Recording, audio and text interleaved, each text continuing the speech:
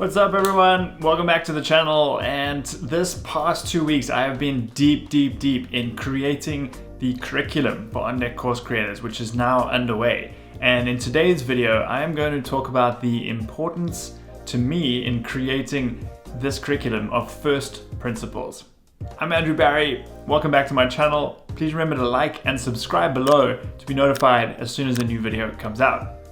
Right. So in today's episode, I'm going to give you a peek behind the scenes, and I'm actually going to share with you the Notion dashboard that I created to be able to develop the curriculum for on-deck course creators. But before we get into that, I want to go high level first and talk about how important first principles are. And to hear one of my heroes talk about this, let's listen to what Elon Musk has to say.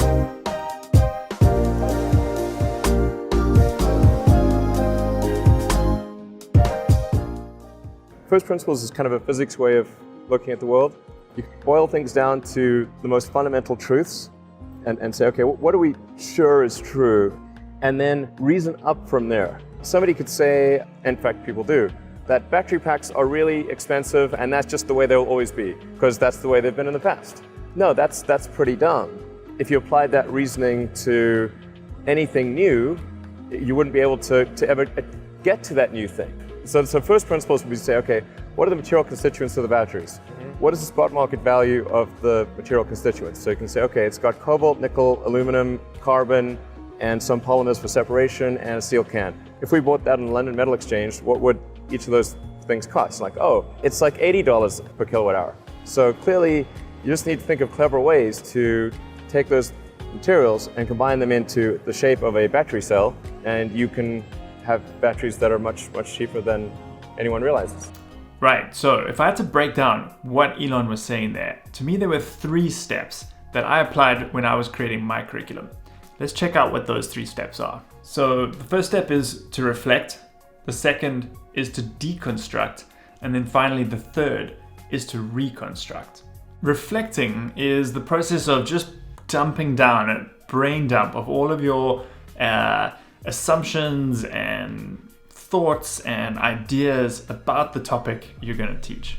Deconstructing is then breaking that all down into the fundamental truths or concepts. Aristotle was the first to define, at least in recorded memory, what a first principle is. And he said it was the first basis from which a thing is known. So that's what we're trying to get to once we've analyzed our assumptions and we've deconstructed them. Before I show you how I applied this, let's talk about where we're headed here, because what are we going to do with this deconstruction and reconstruction? Again, we're going to turn to Elon Musk in his description of the semantic tree of knowledge. Let's see what he has to say. It's important to view knowledge as sort of a semantic tree. Make sure you understand the fundamental principles, i.e. the trunk and big branches, before you get into the leaves or details, or there is nothing for them to hang on to.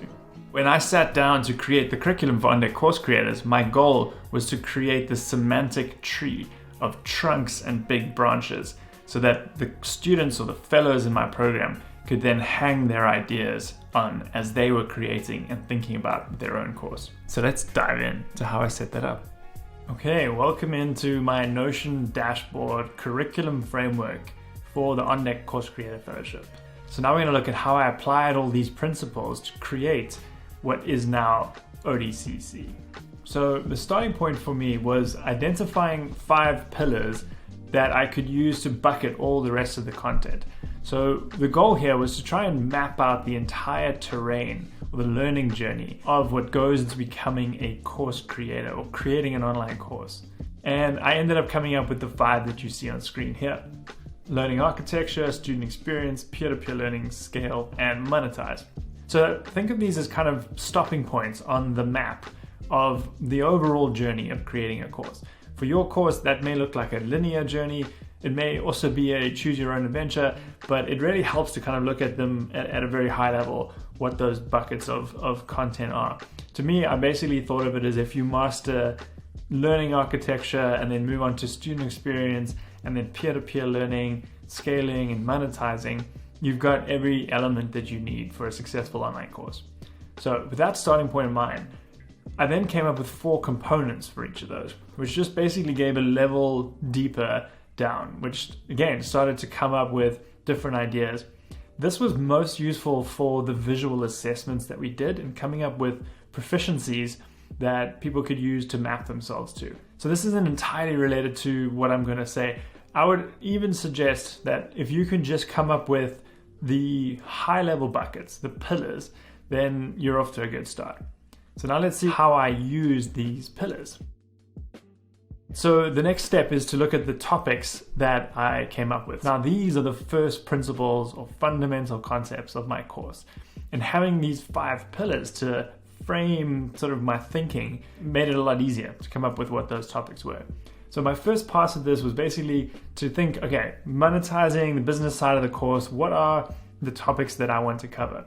And I listed those down as many as I could. And then same thing for learning architecture, student experience, etc. So first thing to note is that this list was not as long as it currently is at the first attempt. So the first attempt is just to brain dump and just get as many high-level topics as you can. As you go through it, you'll find that some of them combine and form one bigger topic, some of them split into other topics, and you keep adding topics.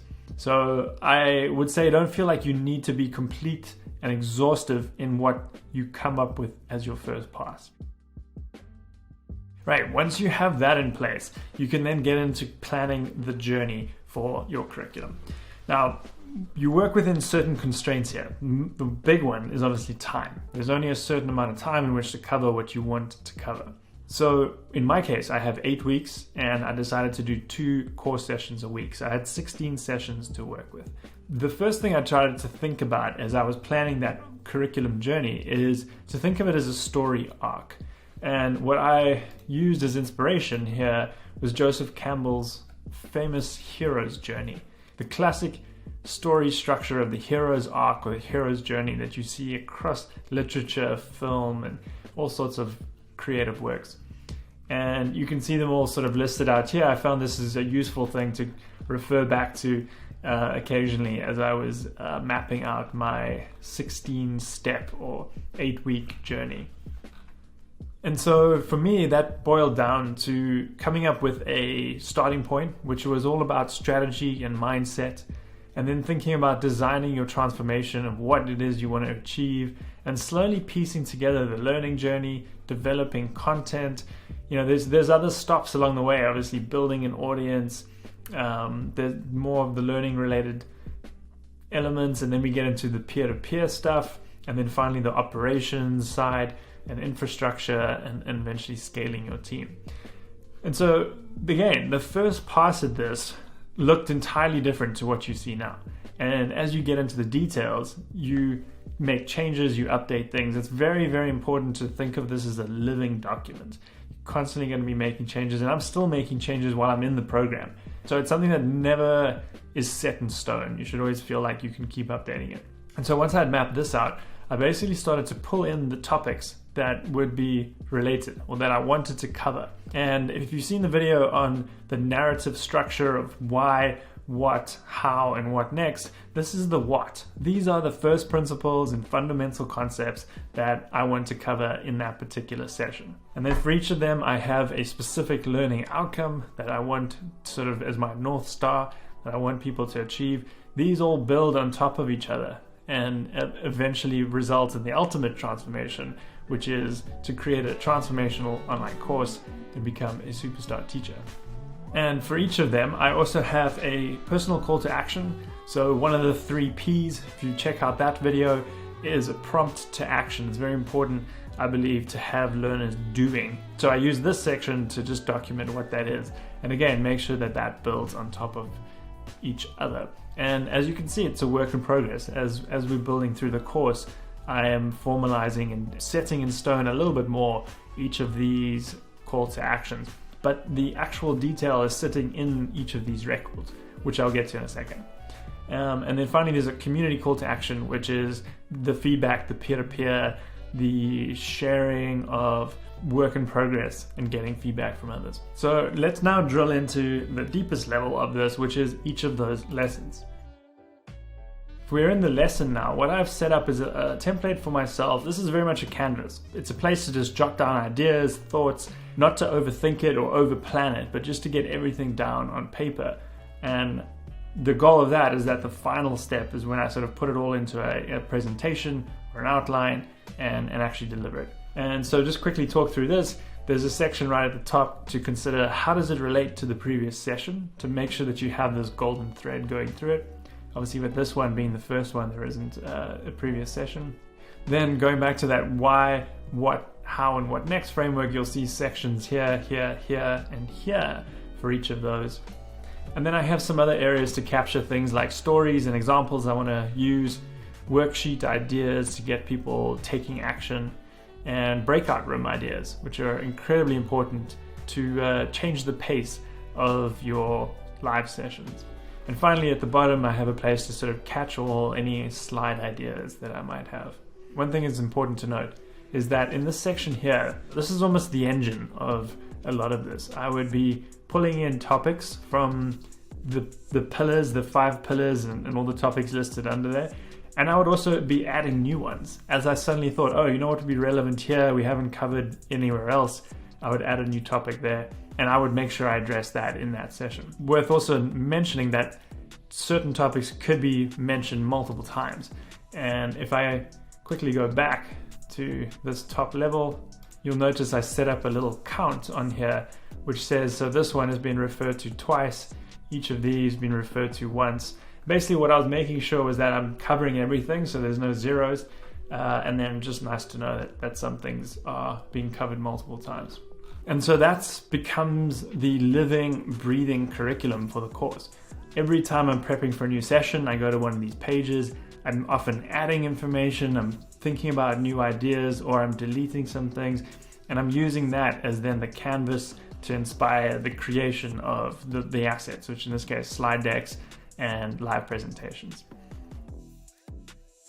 So I hope you found that behind the scenes inspiring and that it gave you some ideas for your own course. There is no one way to do this. I've seen people use whiteboards and Miro boards and all sorts of different ways to capture your ideas. But what's important here are the principles and the frameworks. And if you're getting down to the first principles of your content, you're in the right place to begin. Remember, it's about getting those first principles, deconstructing to that level, and then reconstructing up from here. If you have any questions about your curriculum, stick them in the comments below. I respond to every single one of them, and I will see you next week on The Weekly Teach.